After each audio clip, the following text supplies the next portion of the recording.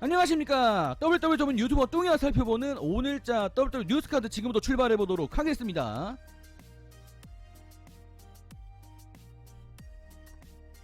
자, 첫번째 소식은 맷 카르도나의 소식입니다.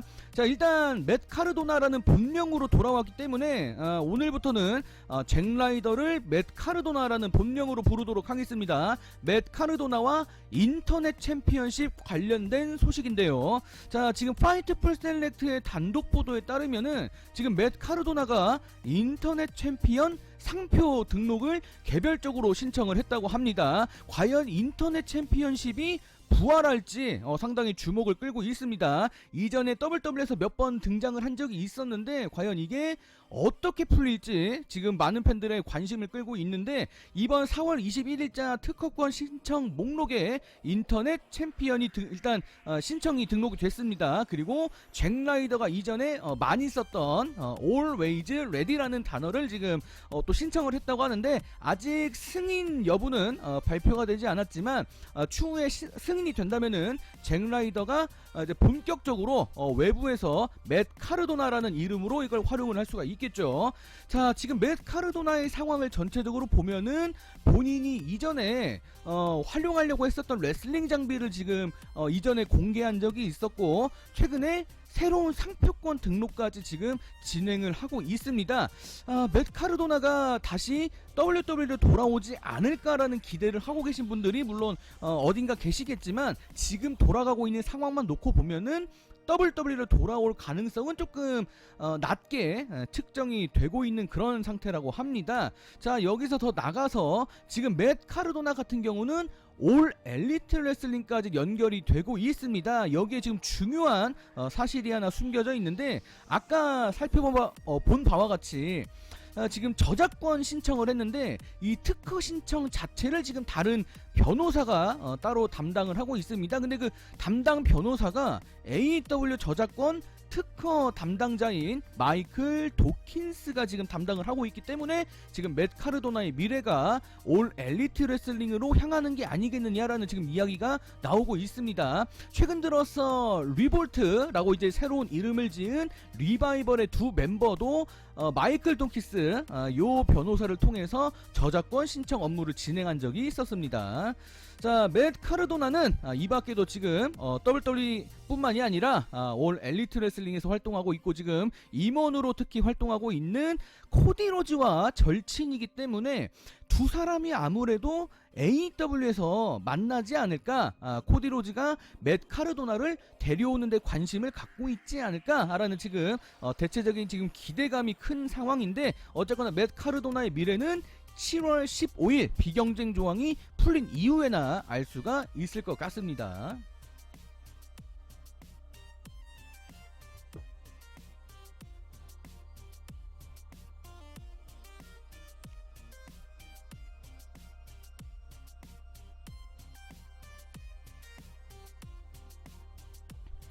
자, 계속해서 방출된 슈퍼스타의 이야기를 이어갑니다. 이번에도 칼 앤더슨인데, 지금 칼 앤더슨이 SNS에 상당히 지금 팬들을 들었다 놨다 밀당을 아주 감질맛 나게 하고 있습니다. 또 거대한 떡밥을 던졌다고 하는데, 이전에 던진 떡밥은 신일본 떡밥이었습니다. 근데 이번에는 AEW 떡밥을 던졌다고 하는데, 본인의 트위터에 요런 메시지를 올렸다고 합니다. 영벅스와 이제 리볼트, 이제 리바이벌이었던 이제 리볼트, 그리고 본인들, 갤로우스 앤더슨, 이렇게 세 팀이 함께 경기를 치르는 게 어떨까라고 이렇게 본인 팬들한테 던졌습니다. 최근에 이제 칼 앤더슨 같은 경우는 이제 한 팟캐스트 프로그램에 출연을 할 예정이라고 하는데, 그 팟캐스트 프로그램에서 이 트리플 스렛 태그팀 경기에 대해서 이야기를 해볼 것이다 라고 이렇게 선언을 했기 때문에, 실제로 그 팟캐스트에서 이 부분을 논의하게 될지 아니면은 그냥 홍보하려고 그냥 던진 말인지 지금 팬들의 관심이 이만저만이 아니라고 합니다. 자, 이 밖에도 이제 아까 맷 카르도나와 마찬가지로 지금 이제 갤로우스 앤더슨도 완벽하게 자유의 몸이 되려면 7월 15일이 지나야 합니다. 자, 칼 앤더슨이 방금 보냈던 트윗에 대해서 루크 갤로우스 팀 동료인 루크 갤로우스가 상당히 환호성을 지르는 이런 글을 남겼다고 하는데, 이 밖에도 전 리바이벌의 멤버였던 덱스 허우드가 관심을 보여서 리트윗까지 남겼다고 합니다.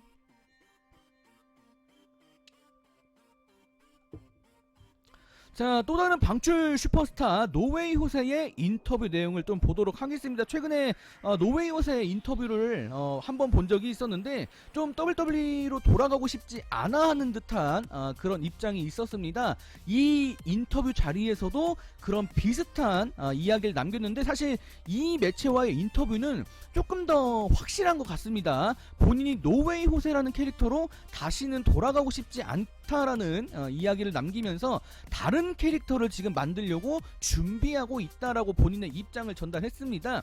아직 명확하게 드러난 것은 없지만 본인이 이제 준비하고 있는 단계이기 때문에 아마 새로운 캐릭터로 다른 단체에서 활동을 하지 않을까, 지금 이렇게 전망이 되고 있는데, 본인은 더 진지하고 심각하고 더 공격적인 면을 갖고 있다, 지금까지 해오지 않은 걸 해보고 싶다라고 이렇게 본인의 입장을 밝혔다고 합니다. 자, 이 밖에도 이 같은 매체를 통해서 본인이 WWE 안에서 좀 아이디어를 몇 번 거절당했다라는 어떤 일화를 하나 공개를 했는데, 여기에 일라이어스가 얽혀 있었습니다. 일라이어스가 팬들한테 한창 워크 윗 일라이어스 이렇게 WWE를 따서 한참 구호를 많이 이렇게 유행시켰을 당시에 노웨이 호세가 일라이어스와 함께 일을 하고 싶었다고 합니다. 일라이어스와 함께 기타를 치고 싶었다고 하는데, 그 당시 WWE가 계속해서 노웨이 호세의 입장을 받아들여 주지 않았고, 결국에는 이게 뭐 TV쇼에도 활용이 되지 못했죠. 노웨이 호세에게 좋을 수가 없었습니다. 그 당시 몇 번 거절을 당하다가 좀 현타가 많이 몰려왔었다라고 고백을 했는데, 사실 이 인터뷰를 보면은 그 당시 일라이어스가 좀 많이 잘 나갔었기 때문에 제 개인적인 느낌에서는 회사가 이거를 안 받아줄 수밖에 없다라고, 이거는 조금 노웨이 호세에게는 조금 미안한 그런 얘기가 될 것 같아요.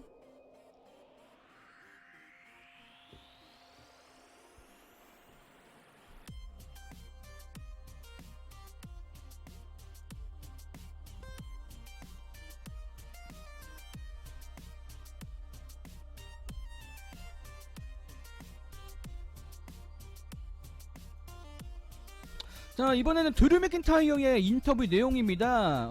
리벨리어스 노이즈라는 매체와 이제 별도 인터뷰를 했는데, 본인의 신인 시절 그리고 지금의 성공한 시절과 좀 본인을 비교하는 시간을 가져봤다고 합니다. 사실 드류 맥킨타이어가 WWE 챔피언이 되고 나서 수많은 매체와 인터뷰를 하면서 제가 요 기사는 몇 번 다뤄드린 적이 있었기 때문에 별달리 요 얘기는 뭐 덧붙이지 않겠고요. 그냥 천천히 넘기도록 하겠습니다.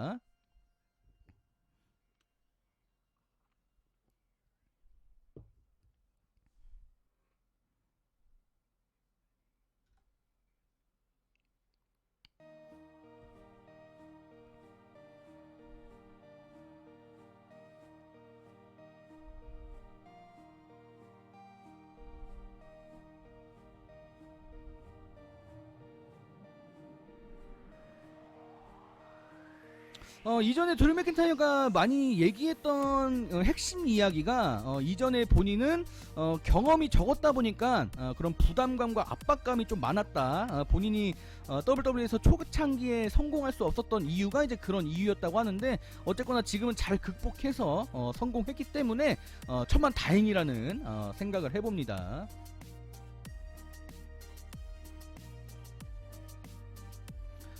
자, 이번에는 코디 로즈의 이야기를 좀 보도록 하겠습니다. 최근에 트위터에 상당히 흥미로운 이야기를 남겼다고 하는데, 코디 로즈가 트위터에 어떤 메시지를 남겼을지요. 한 팬이 먼저 질문을 던집니다. 지난 2013년 머니인더뱅크 때 코디 로즈 네가 우승을 했었어야 돼 라고 하면서, 이제 코디 로즈가 2013년 머니인더뱅크 레더 매치에서 우승하지 못한 걸 상당히 아쉬워하는 한 팬의 댓글이 있었는데, 여기에 대해서 이제 코디 로즈가 본인의 입장을 밝혔습니다. 근데 2013년 머니인더뱅크 레더 매치를 얘기하는 게 아니라 오히려 2012년도 레더 매치에 대해서 언급을 했는데, 일단 본인의 트위터에 이렇게 글을 올렸는데 원래 계획이 본인이 우승자였다고 합니다. 이제 원래는 돌프 지글러가 우승을 했는데 원래는 내가 우승할 예정이었는데 그게 계획이 갑자기 바뀌게 됐다라고 이렇게 이야기를 했습니다. 본인에게 있어서 머니 인 더 뱅크 우승이라고 하는 이 요소가 해답이 없는 기도, 뭔가 이제 응답이 돌아오지 않는 그런 기도라고 하는데 거듭된 머니 인 더 뱅크 우승 기회를 이렇게 놓치다 보니까 뭔가 갈망은 하지만 절대로 이루어질 수 없는 일, 약간 이렇게 생각을 한 것 같습니다. 상당히 머니 인 더 뱅크 레더 매치 2년 동안 좀 고배를 마신 아쉬움이 있을 것 같은데 그럼에도 불구하고 코디 로즈는 그 당시의 고난, 그런 경험이 힘들었던 경험이 있었기 때문에 지금의 내가 있을 수 있었다라고 이렇게 본인이 긍정적으로 해석했다고 합니다. 자, 이 밖에도 마지막으로 또 본인의 레슬매니아 이제 31 그 당시 이제 인터컨티넨탈 챔피언십 레더 매치가 또 있었는데 WWE가 최근에 머니 인 더 뱅크 페이퍼뷰를 앞두고 이 영상을 또 올렸더라고요. 그 영상을 본 모양인데 거기에 대해서 이제 내가 여기에 참여할 수 있어서 그것도 영광이었다. 이렇게 또 긍정적으로 이야기하는 그런 말도 있었다고 합니다.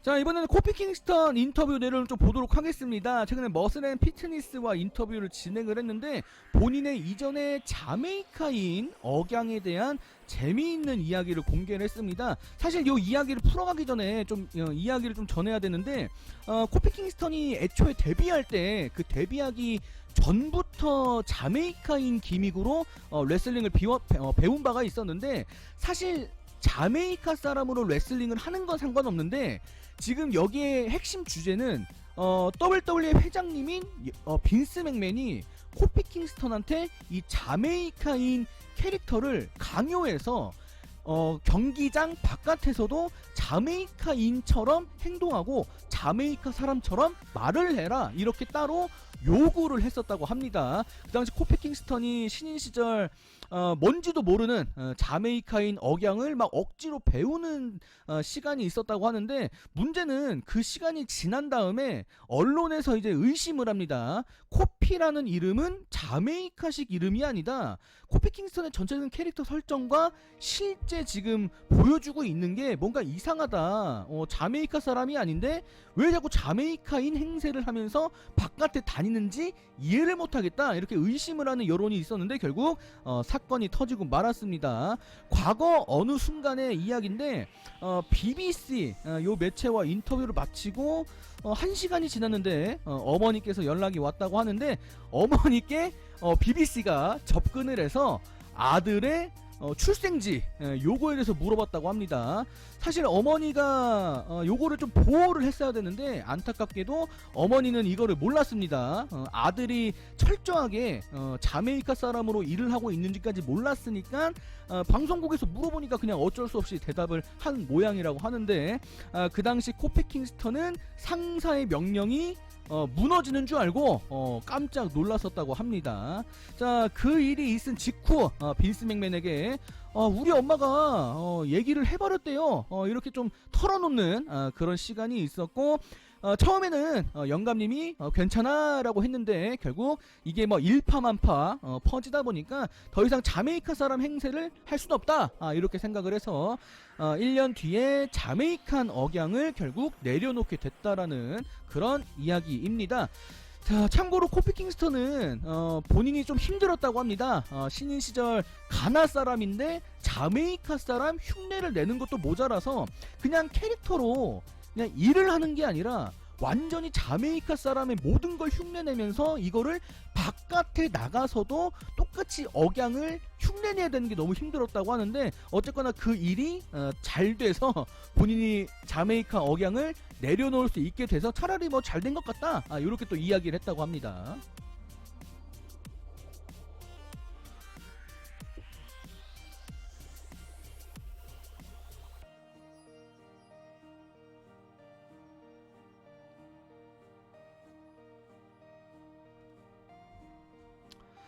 자, 레슬링 뉴스라는 매체의 단독 보도를 보면은 최근 우리 회장님께서 어떤 NXT 연습생한테 꽂혀있다 요런 얘기가 있었다고 합니다. 바로 칼 블룸이라고 하는 NXT 연습생인데 칼 블룸이 지난 2주 전 스맥다운 TV쇼에서 쉐이머스의 스쿼시 매치 상대가 됐습니다. 사실 그때는 유심히 잘 안 봐서 몰랐는데 지금 얘기가 나오는 거는 좀 에지랑 닮았다. 에지의 예전 모습을 떠올리게 한다. 라고 해서 지금 WWE 내부에서 사람들끼리 이렇게 웅성웅성 되나 봅니다. 근데 이제 그 웅성웅성 되는 이야기가 나쁜 게 아니라 좋은 쪽으로 좀 에지랑 닮았는데 에지처럼 될 것 같아. 뭐 요렇게 막 사람들이 얘기하고 있다고 하는데 당일날 쉐이머스의 스쿼시 매치 상대로도 상당히 좋은 역할을 했다라는 그런 긍정적인 얘기들이 내부에서 오고 갔다고 합니다. 자, 아직 당장 칼 블룸이죠. 칼 블룸의 미래를 확실하게 뭐 얘기할 수는 없겠지만 지금 당장 그래도 좀 뭔가 두각을 드러냈다. 이 점에서는 조금 긍정적으로 볼만한 여지가 있지 않을까라고 이렇게 생각을 해봅니다.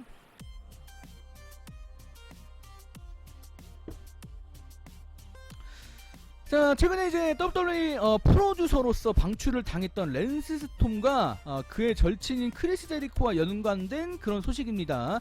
크리스 제리코의 미래에 벌어질 만한 은퇴 경기에 대한 이야기인데 어떤 한 팬이 랜스 스톰의 트위터에다가 이렇게 질문을 남겼다고 합니다. 은퇴 경기 맞상대로 당신이 선택된 게 맞아? 이렇게 직접 찾아가서 물어봤다고 하는데 랜스 스톰은 이걸 인정했다고 합니다. 우리가 그런 대화를 나눈 적이 있었다. 이렇게 인정을 했고 본인이 아직도 레슬링 훈련을 하고 있다. 이렇게 얘기하면서 좀 몸 관리를 아직 하고 있는 그런 상태라는 걸 알렸다고 합니다.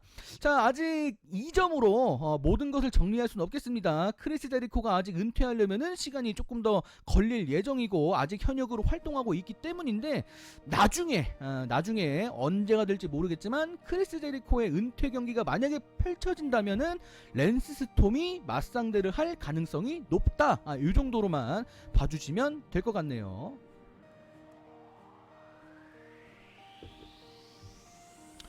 자, 그리고 마지막으로 이제 지난주죠. 지난주에 있었던 스맥다운 TV쇼 시청률 보고 여러분들 각자 살펴보시길 바랍니다.